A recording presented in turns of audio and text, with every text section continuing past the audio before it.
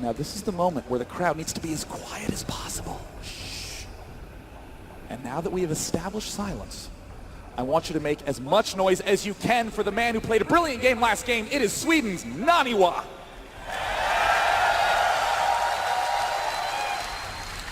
Over here on the left-hand side of the map, get quiet again. And cheer a little bit louder this time. Give him some love, guys. We've got, from Mexico, Terran.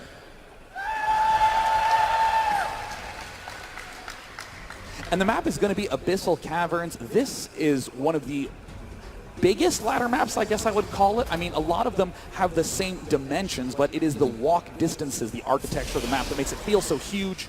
And we have cross-map positions on here, but what makes the map very interesting is the fact that you can be close by ground, which would be left versus right, or you can be what we would describe as cross-map positions. And that's when you would need to play very long-term focused. So though we do have those cross-map positions, these players don't know that yet. So you're going to see them prepare for early defense and then pull way into the long-term gameplay. Now, with a lot of these maps, Sean, there's always little small things that the map has that others don't. What are some of those things that this map does that others don't? Well, one of the most interesting aspects is this Xel'Naga watchtower that doesn't have an easy way to secure both sides. It actually secures this large central area.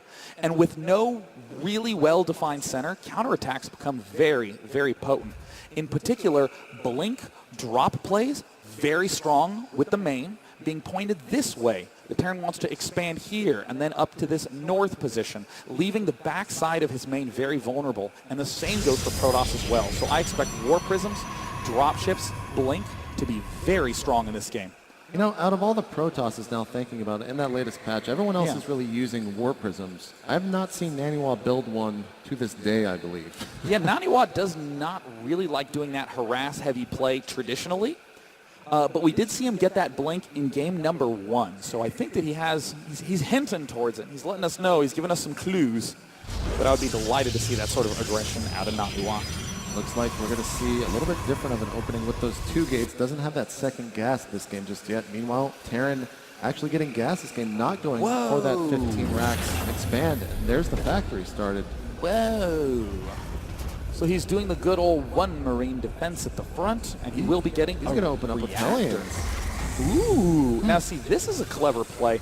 If he does go Hellion, it is a great way to manage the big distances on this map. You absolutely must have an excellent control over the distances between your 2 bases. Whoopsie daisies. Nothing That's a little embarrassing. Here. Yeah, wow.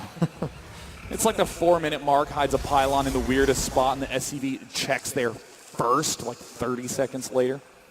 That just sucks. That's all that is. Yeah, that's just very bad luck. Naniwa did let it finish because, again, there's not that much the Terran can do about it. Now we see the bunker going up. We do have that reactor finished. There's the old swap-roo. So we are going to be seeing those Hellions come out. And, you know, Naniwa didn't actually wall off at all. So those Hellions could get in and do a lot of damage. But what is he up to with this pylon? We see Warpede very close to being finished. Man! And Terran is paranoid. He's getting ready for a warp-in up on the high ground. Whoa. I mean, he can salvage that. Terran having some massive indecision. Yeah, well, let's put that back. That looked good there before.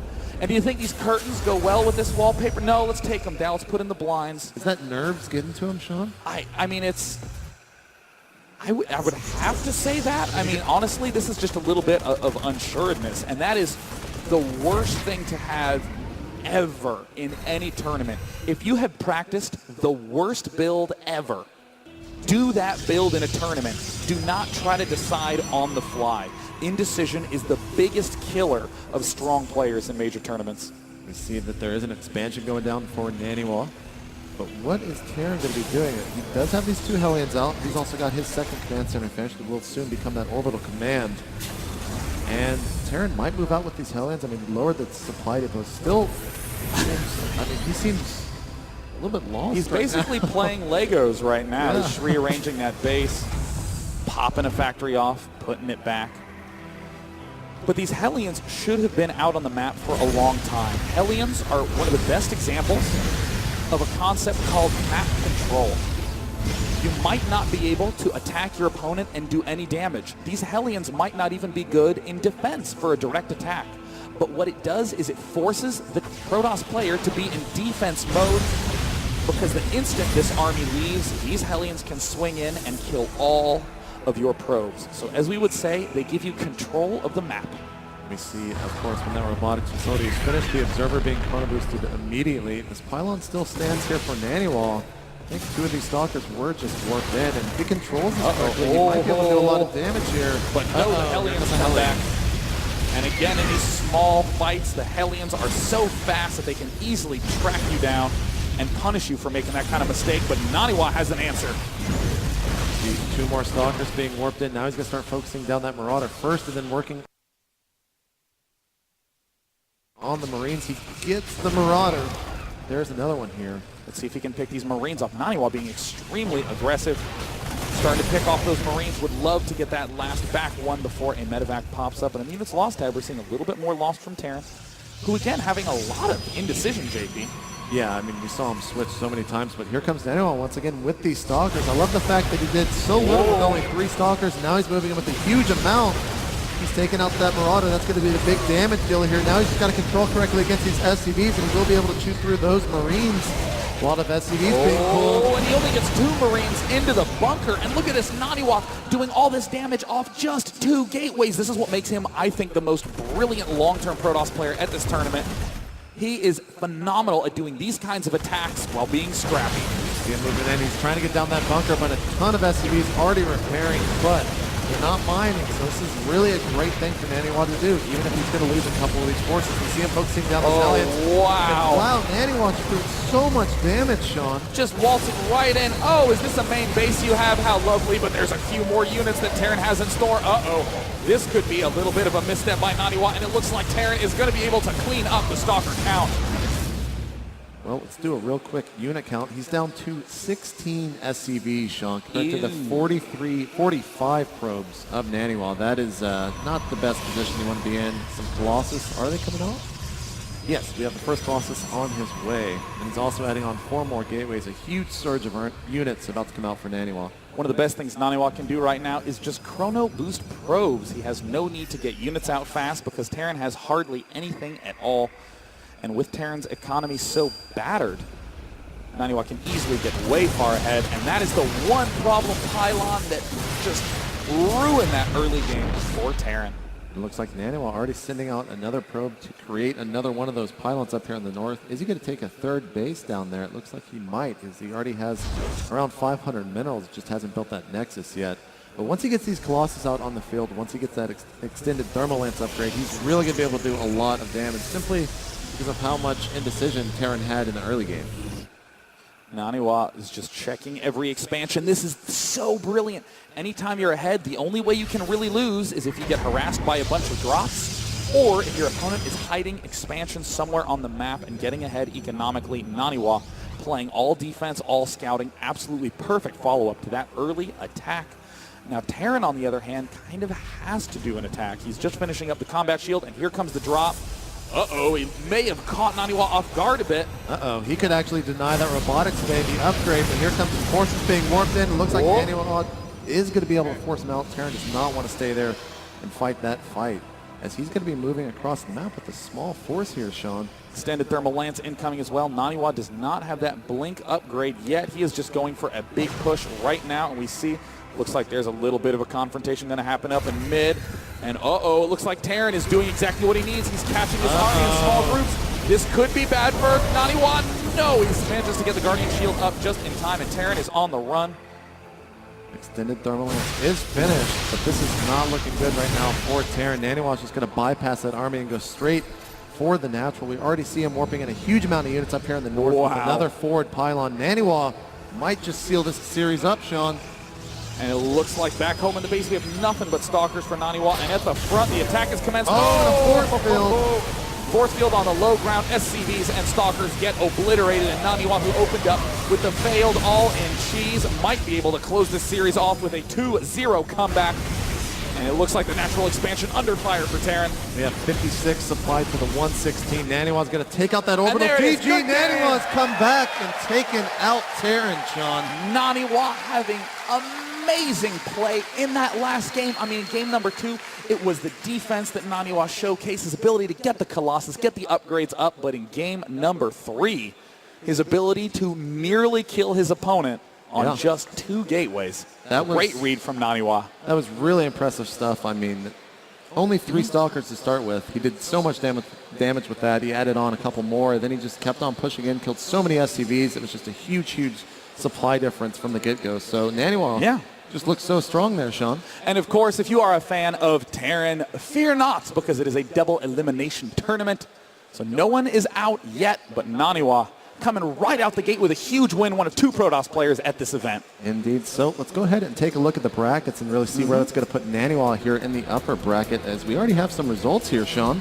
Sen has managed to defeat his opponent and will be playing against Naniwa next round. And that is going to be a stunning match in the upper bracket, because Naniwa, that was his weakest matchup, and that is Sen's strongest matchup. Yeah, and I know a lot of fans out there at Sen. Sen, another one of those players that we really haven't seen at too many of these foreign events. So that looks like it's going to be a crazy tournament already, man. Yeah, and of course, I think a lot of people are delighted to see that in Liquid Chef versus Loner, Liquid Chef managed to take the win against him. Yeah. I know Chef, one of the most popular players in the entire tournament.